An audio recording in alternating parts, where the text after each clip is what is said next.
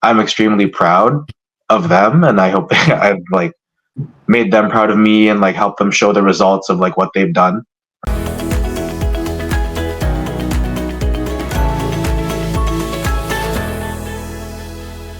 Hey guys, you're in a nutshell with me, Inan. Naku, mapapasabak ako sa Inglesan sa episode natin. For the first time, I'll be interviewing a Filipino born and raised in Canada. So, unlike dun sa mga iba kong subjects, hindi po niya masyado pinagdaanan yung matinding paghihirap, adjustment, of many of our kababayans na lumipat mula sa Pilipinas papuntang Canada. But I assure you, his story is just as interesting.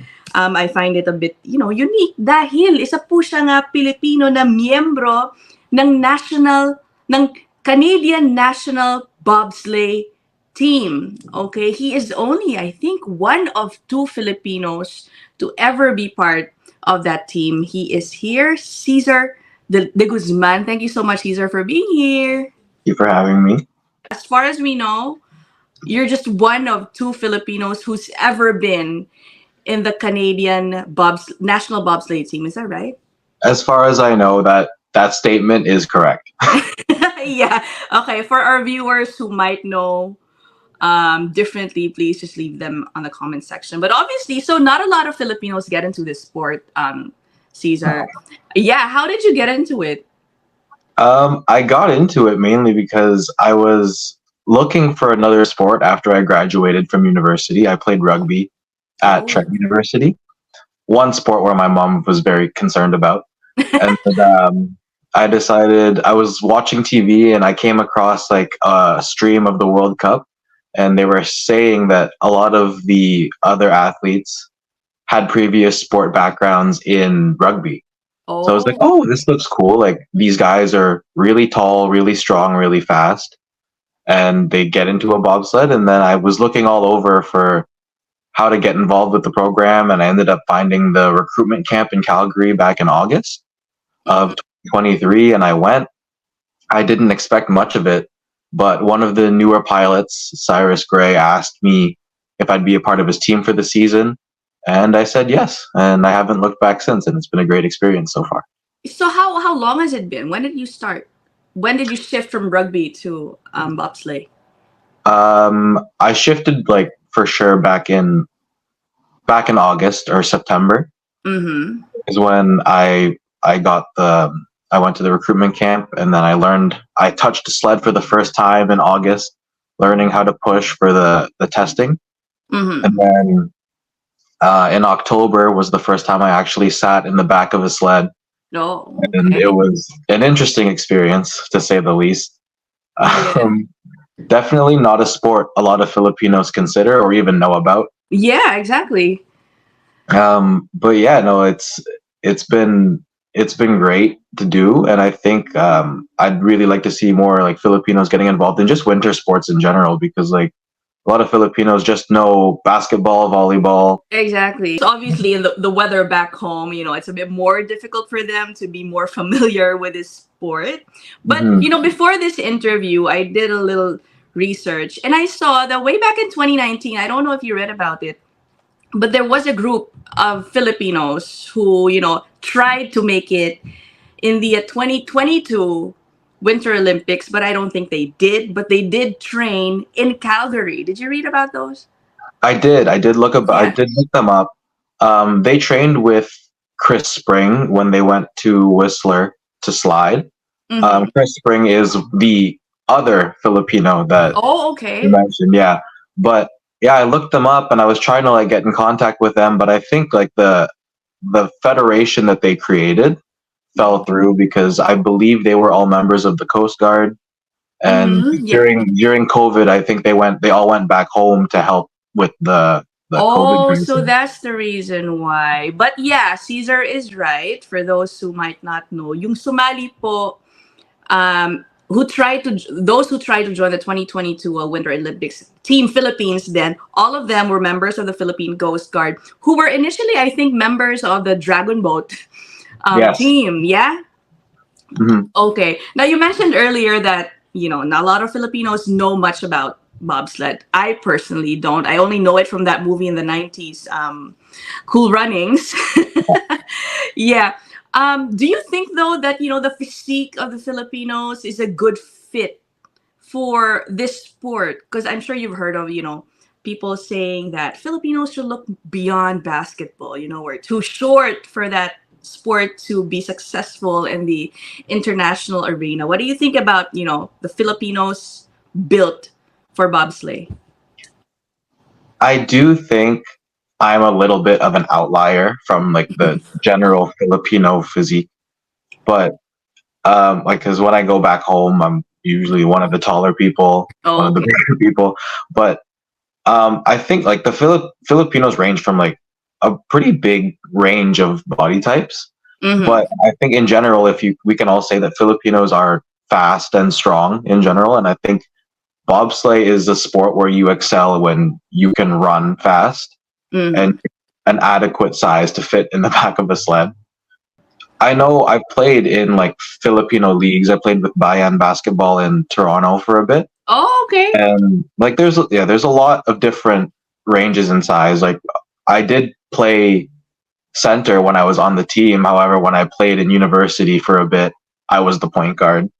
Then you mentioned earlier you try to get in touch with a team, the Filipinos who try to make in the 2022 Olympics. But Hmm. what happened? Why did you want to talk to them or maybe get to know them?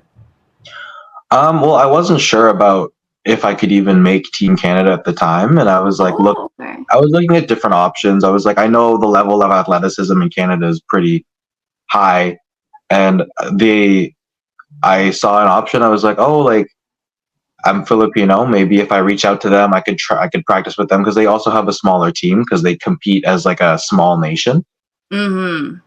right? And then I messaged them through. I think Messenger was the only way I could contact them, I see. and I got like an automatic response of like, "Thank you for reaching out. We'll be in touch." And then nothing ever happened from there. But Sayang naman, no? Who knows? You would have actually made it had they maybe seen your message. So that's something you're open to, like representing the Philippines, even in the future. Is that something you're, open to?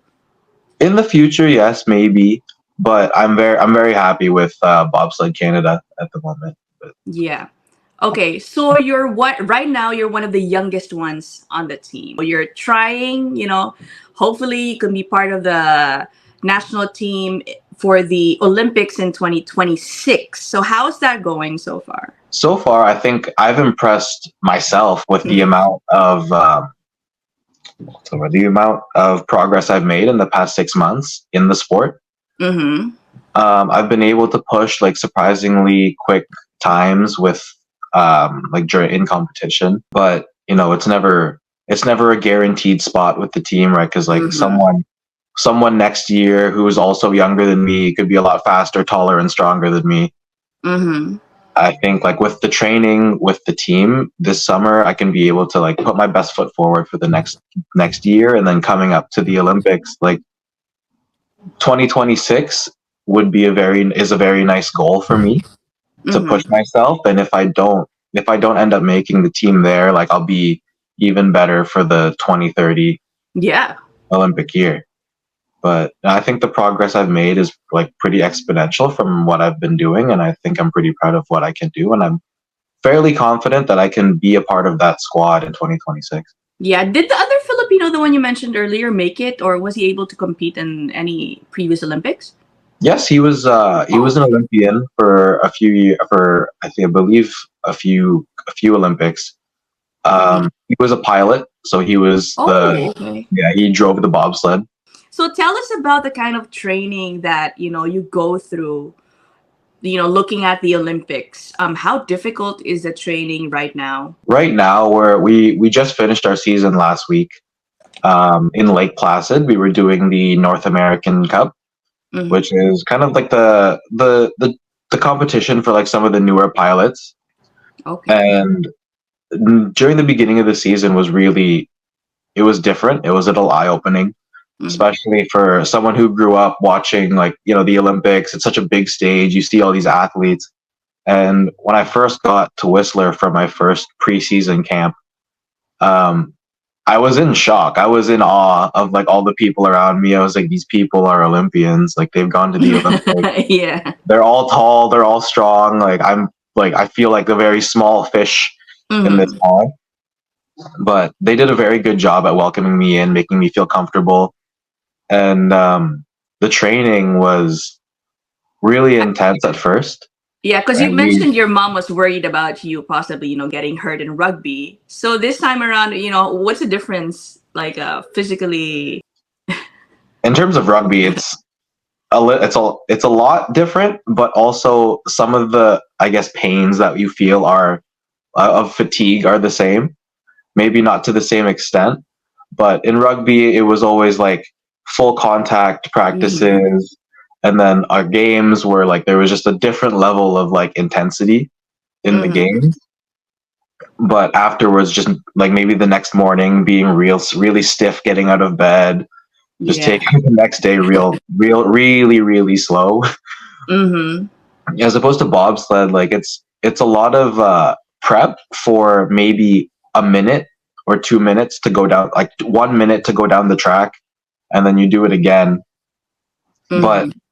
your nervous system's still like all fired up and it's in action, and then sometimes, like, knock on wood, you crash, and the Yeah. pain, like the crashing does look a lot worse on camera than it feels.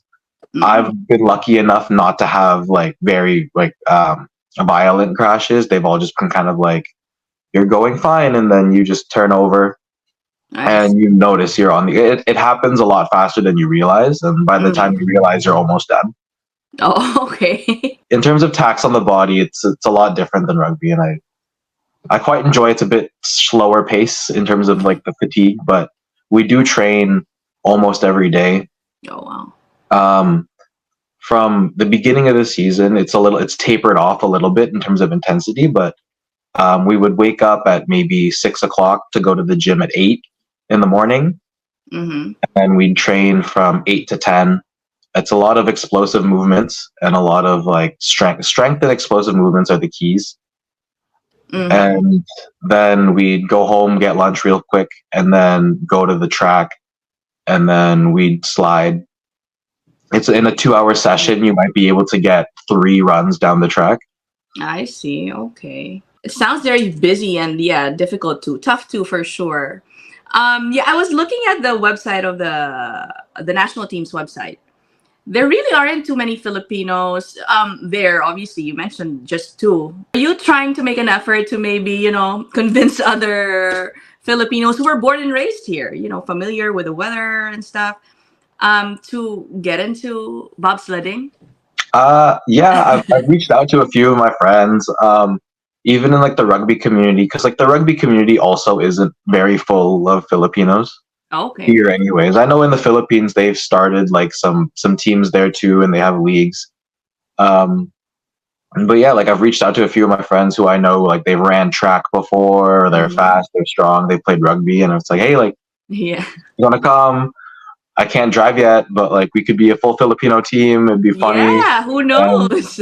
yeah, like near in the future, like a lot of things are like just to be played around with. But right now, there's been a really big rebuild in the Mhm. team, so there a lot of people are trying to come back. A lot of people are trying to recruit their friends, and I was like, if we could represent the Philippines, it'd be really cool.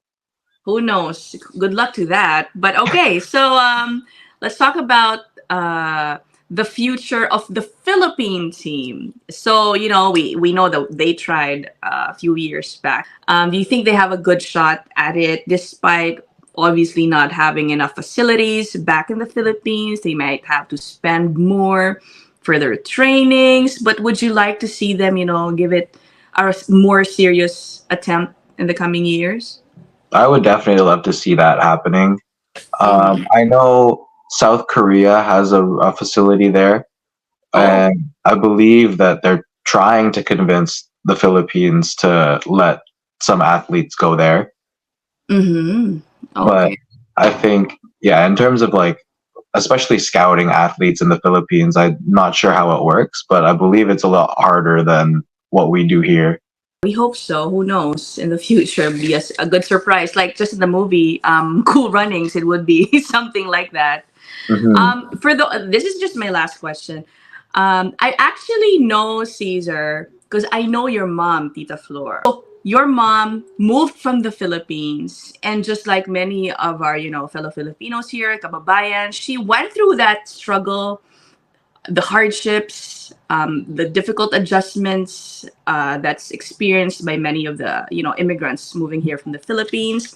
I was just wondering. This is not related to bobsledding, but do you know about those stories? And how do you feel about it? That both your parents did that to give you a good life in Canada. It's I have heard like a few stories here and there. It's been interesting and really cool to see the path that a lot of Filipinos follow to bring Mm-hmm. to bring their kids here and start a family in Canada. I know my mom came. I forget how old she was, but she was a caregiver at the time. Yeah. My dad didn't have his full nursing license yet. They started a cleaning business when I was really young. From what I've been told, they used to like they used to work in shifts, and one of them would take care of me, and they'd exchange the baby carrier on the side of the street, Yeah. Oh go wow. home and take care of me. It's been an interesting, like, I guess an interesting life, but Yeah. I'm sure that they have no regrets of what they did, and I'm sure they have had great success here in Canada. They've done a Yeah. great job bringing their families over and caring for their families back home. Mm-hmm. And I've Yeah. like, luckily got to witness that firsthand, and I think like I'm extremely proud of them, and I hope I've like made them proud of me and like helped them show the results of like what they've done. Yeah, I'm sure they are. I mean, did they ever think that they could potentially have an Olympian, right? Like representing Canada. Did they say anything about Uh, that? I mean, like to be honest, like I didn't even think of it growing up because Yeah. it's not something you see too much in like Western Canadian media. It's a lot of like you see the Olympians, you're like, oh, there's not many Filipinos, especially representing Canada or the United States, Mm-hmm. and Mm-hmm. it's like it's not something that like a first generation Filipino really thinks of. It's like, oh, like Yeah. what are my parents doing? How can I help my parents?